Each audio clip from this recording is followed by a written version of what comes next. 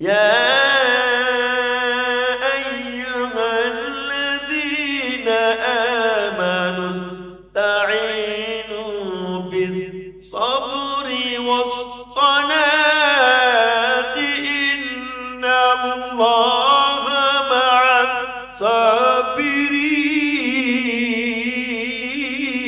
الصابرين আল্লাহ বলেন ইন্নাল্লাহা মা'আস সাবিরিন ইন্না মানে নিশ্চয় ইয়া আইয়ুহাল্লাযীনা আমানু ঈমানদার ব্যক্তিরা যারা নিশ্চয় ধৈর্যশীল ধৈর্য ধারণ করবে আল্লাহ রাব্বুল আলামিন ধৈর্যশীলের সঙ্গে আল্লাহকে তারা পাবে জোরে বলেন সুবহানাল্লাহ। এই পৃথিবীতে যত নবী এসেছেন যত নবী রাসূল এসেছেন সবাই আল্লাহ সুবহানাহু ওয়া তাআলা প্রত্যেক নবীকে ধৈর্যের পরীক্ষা দিতে হয়েছে কি বলেন কথা ঠিক কিনা প্রত্যেক নবীকে ধৈর্যের পরীক্ষা দিতে হয়েছে কম বেশি সকল নবীকে নবী রাসূলকে পরীক্ষা দিতে হয়েছে ইউসুফ আলাইহিস সালাতু ওয়াস সালাম তিনিও ধৈর্যের পরীক্ষা দিয়েছেন অনেকবার একাধিক তাকে পরীক্ষায় পাস করতে হয়েছে ইব্রাহিম আলাইহিস সালাতু ওয়াস সালাম কে আল্লাহ রাব্বুল আলামিন ইব্রাহিম আলাইহিস সালামকে ধৈর্যের পরীক্ষা দিতে হয়েছে সেই ইব্রাহিম আলাইহিস সালাম ধৈর্যের পরীক্ষায় পাস করেন নাই বলেন অনুরূপ আল্লাহ সুবহানাহু ওয়া তাআলা আমাদের নবীকেও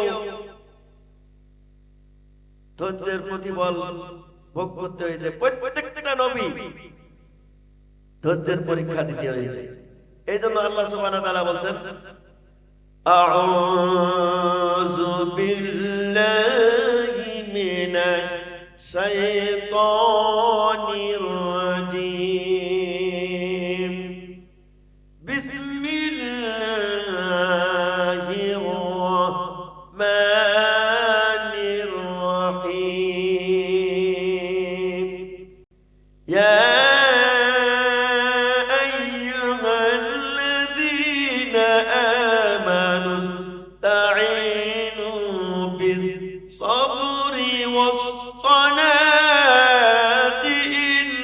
ইন্নাল্লাহা মা'আস সাবিরিন আল্লাহ সুবহানাহু ওয়া তাআলা প্রত্যেক নবীকে ধৈর্যের পরীক্ষা দিতে হয়েছে আল্লাহ রাব্বুল আলামিন এইজন্য ধৈর্যশীলকে আল্লাহ রাব্বুল আলামিন পছন্দ করেন আল্লাহ বলেন ইন্নাল্লাহা মা'আস সাবিরিন ইন্না মানে নিশ্চয় ইয়া আইয়ুহাল্লাযীনা আমানু ঈমানদার ব্যক্তিরা যারা নিশ্চয় ধৈর্যশীল ধৈর্য ধারণ করবে আল্লাহ রাব্বুল আলামিন ধৈর্যশীলের সঙ্গে আল্লাহকে তারা পাবে জোরে বলেন সুবহানাল্লাহ। তাহলে ধৈর্যশীল তারা ধৈর্যের পরীক্ষা দিবেন ধৈর্যের পরীক্ষা যারা দিবেন তাদেরকে আল্লাহ রাব্বুল আলামিন ধৈর্যশীলের সাথে আল্লাহ রাব্বুল আলামিন আছেন এবং এই ধৈর্যের পরীক্ষা প্রত্যেক নবী সাহাবীদেরকে দিতে হয়েছে বন্ধুরা আইয়ুব আলাইহিস সালামকে আল্লাহ রাব্বুল আলামিন বাদশাহী দান করেছেন এই বাদশাহী দান করার পরে আল্লাহ রাব্বুল আলামিন আইয়ুব আলাইহিস সালামকে পরীক্ষা করলেন হঠাৎ করে তার ঘরের বিল্ডিং ভেঙে তার কলিজার টুকরা সন্তানগুলি মারা গেল আইয়ুব আলাইহিস সালামকে জানালেন আইয়ুব নবী গো তোমার কলিজার টুকরা সন্তান বিল্ডিং ভেঙে মারা গেছে আইয়ুব আলাইহিস সালাম বলেন আলহামদুলিল্লাহ তাও কি সুবহানাল্লাহ বলা যাবে না আইয়ুব আলাইহিস সালাম হঠাৎ করে তিনি বসে বসে আল্লাহ তাসবিহ পড়ছেন জিকির করছেন এই সময় এক ব্যক্তি এসে আইয়ুব আলাইহিস সালাম বললেন আইয়ুব নবী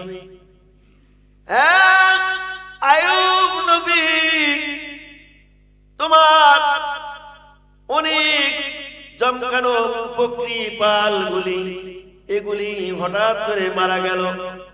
এইভাবে বলার সঙ্গে সঙ্গে আইয়ুব আলাইহিস সালাম বলেন আলহামদুলিল্লাহ। এক এক করে আইয়ুব আলাইহিস সালামের যত যা কিছু ছিল তারপরও ধ্বংস হয়ে গেল। এরপরও কোনো সময় আইয়ুব আলাইহিস সালাম আল্লাহকে বলেন না।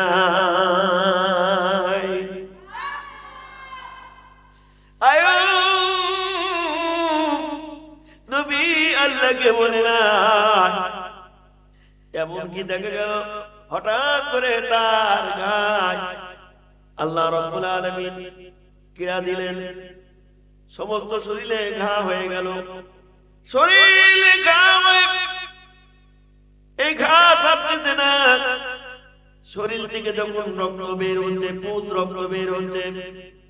আইয়ুব আলাইহিস সালাম ছিল 4টা স্ত্রী, তার ভিতরে আইয়ুব আলাইহিস সালামকে বললেন, ওগো আল্লাহর নবী, তুমি আমাদের 3 জনকে তালাক দিয়ে দাও। আমাদের রূপ যৌবন আছে, আমাদের চেহারা আছে, আমাদের স্বামীর অভাব হবে না।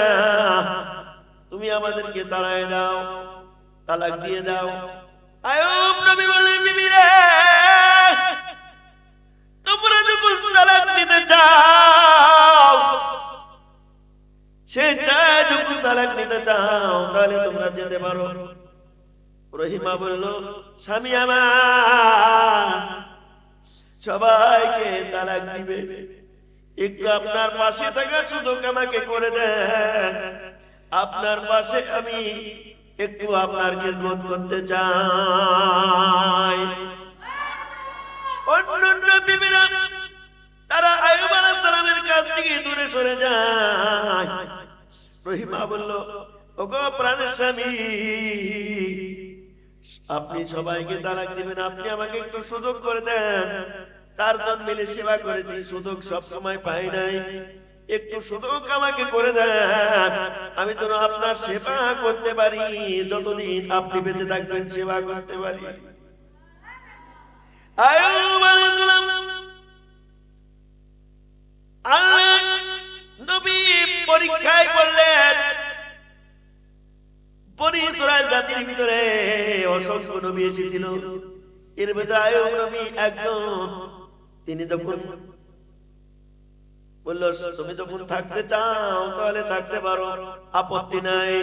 তুমি যদি ধৈর্য ধারণ করতে পারো তাতে আমার আপত্তি নাই। তাছাড়া সবাই যদি চলে যায় আমাকে ফেলাই দে, সবাই যদি চলে যায়, আমার সঙ্গে আল্লাহ আছে। আল্লাহ আমার আল্লাহ রাব্বুল আলামিন, যে আল্লাহ আমাকে বিপদ দিয়েছেন, বালা মুসিবত দিয়েছেন, সেই আল্লাহ ছাড়া আর আমি কারো ভরসা করি না। আইয়ুব নবী যখন রহিমা আইয়ুব আলাইহিস সালামের পাশে দাঁড়ালেন, খিদমত করেন, আর এমন পোকা পড়ে গেছে, শরীর থেকে পোকা পড়ছে, রক্ত পুত একেবারে নোংরা, একেবারে এমন অবস্থা গ্যাস হয়ে গেছে। গ্রামের লোকজন থাকতে পারে না। এবার রহিমাকে বলল, রহিমা, তোমার স্বামীকে অন্য জায়গায় সরাই নিয়ে যাও, আমরা এই জায়গায় থাকতে পারবো না। এই গ্যাসে পরিবেশ নষ্ট হবে, আর এখানে অনেক সমস্যা হবে, রোগ ছড়াবে। আমরা চাই না এই মানুষটা নিয়ে তুমি এখানে থাকো। দেখো, তুমি যদি এই জায়গায় থাকতে চাও তাহলে তোমাকে এই জায়গায় থাকা হবে না, আর কোথায় থাকবে তাও জানি না।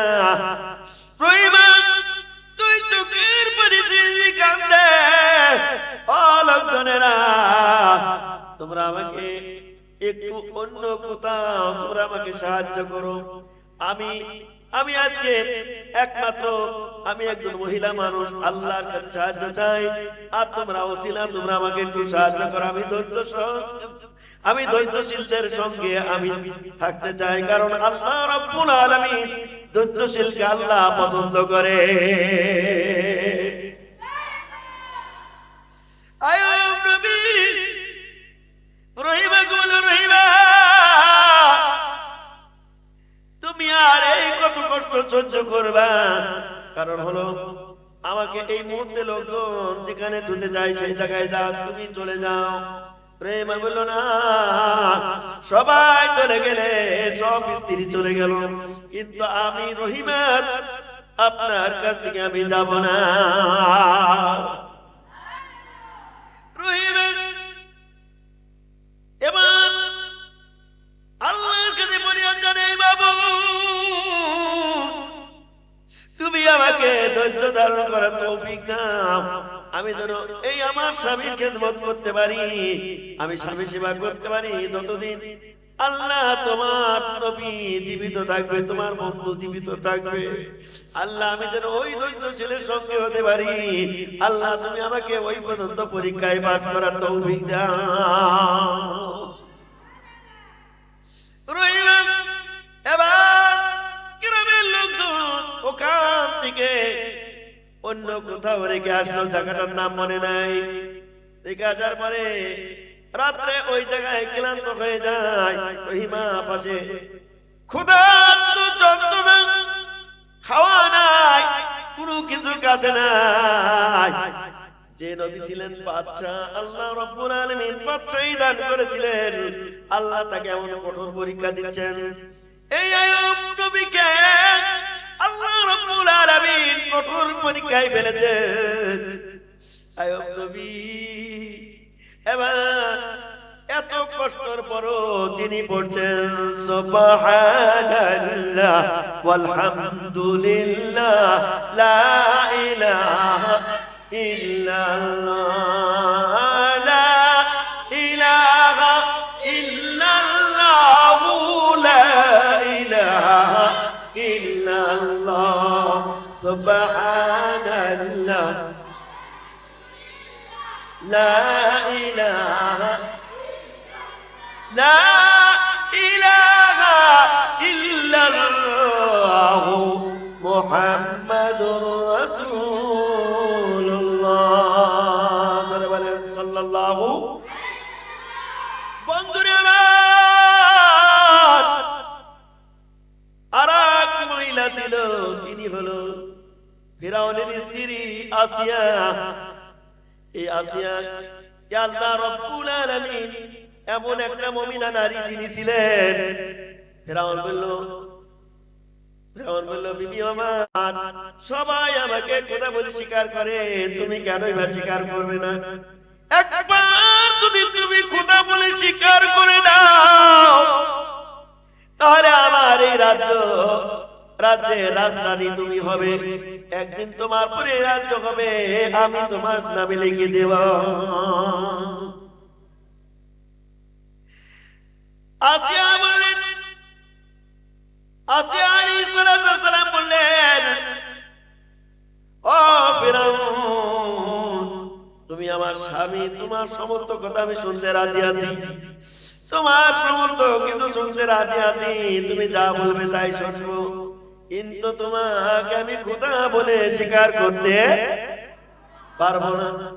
তুমি তো খোদা নয়, আসমানের খোদা, তিনি আমার পালন কর্তা, যিনি আমাকে দুনিয়ায় পাঠিয়েছেন, আমি তাছাড়া অন্য কাউকে খোদা বলতে পারি না। ফিরাউন রেগে যায়, আসিয়া রে, একবার তুই ভেবে দেখ, যদি একবার আমাকে খোদা বলে স্বীকার করি, তাহলে আমি সব কিছু, আমার রাজ্যের সব কিছু তোর নামে লিখে দেব। একবার তুমি আমাকে স্বীকার করো খোদা বলে, তুমি আমার সহধর্মিনী। কার সাহস আছে, কার এত বড় সাহস, কে তোমার গায়ে হাত দিবে, এরকম সাহস কারণ নাই, আমি তাকে উপযুক্ত শাস্তি দিব।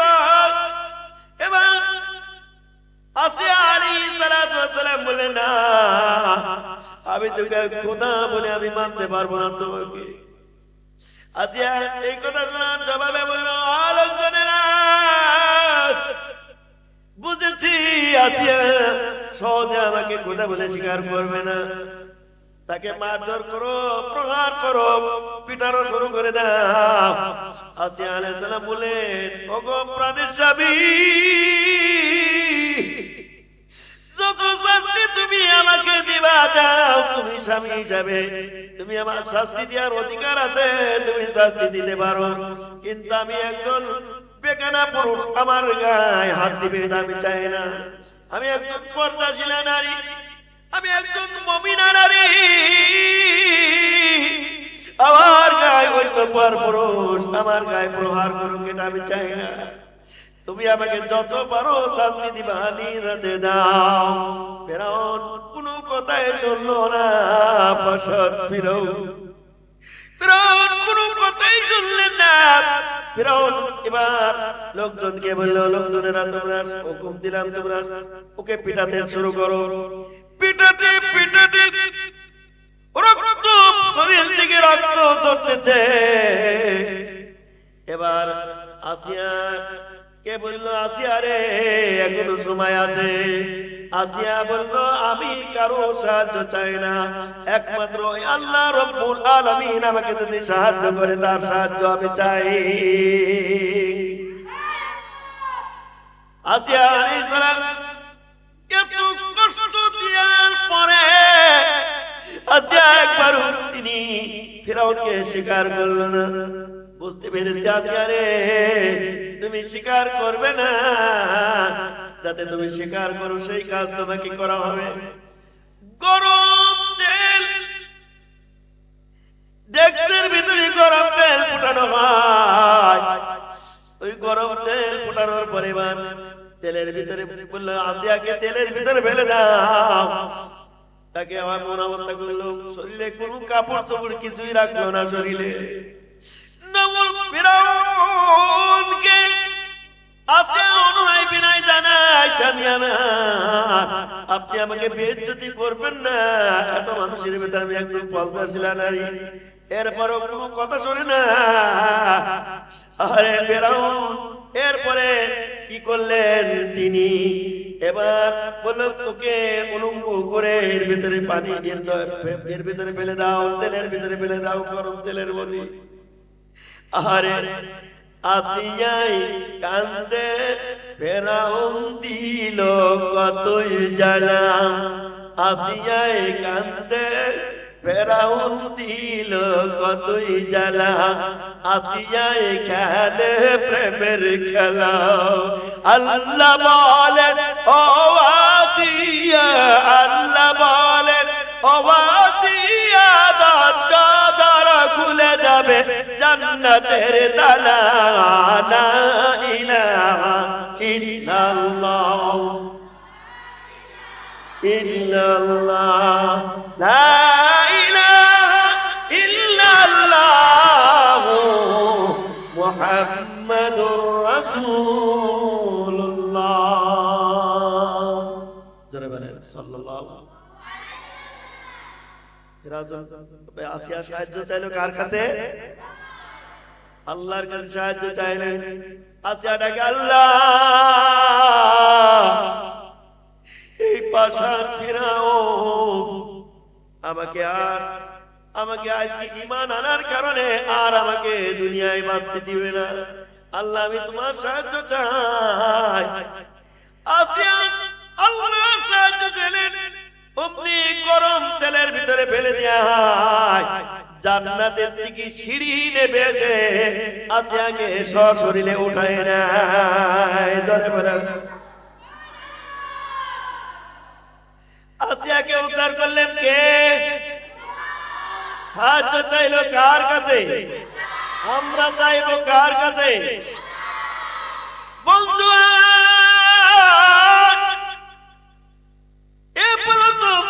ইমানদার সাহায্য চাবে আল্লাহর কাছে। আল্লাহ রাব্বুল আলামিন ইমানদারকে সাহায্য করবেন। আল্লাহ বলেন ওয়ালা তাহিনু ওয়ালা তাহজানু ওয়া আনতুমুল আ'লাউনা ইন কুনতুম মুমিনিন।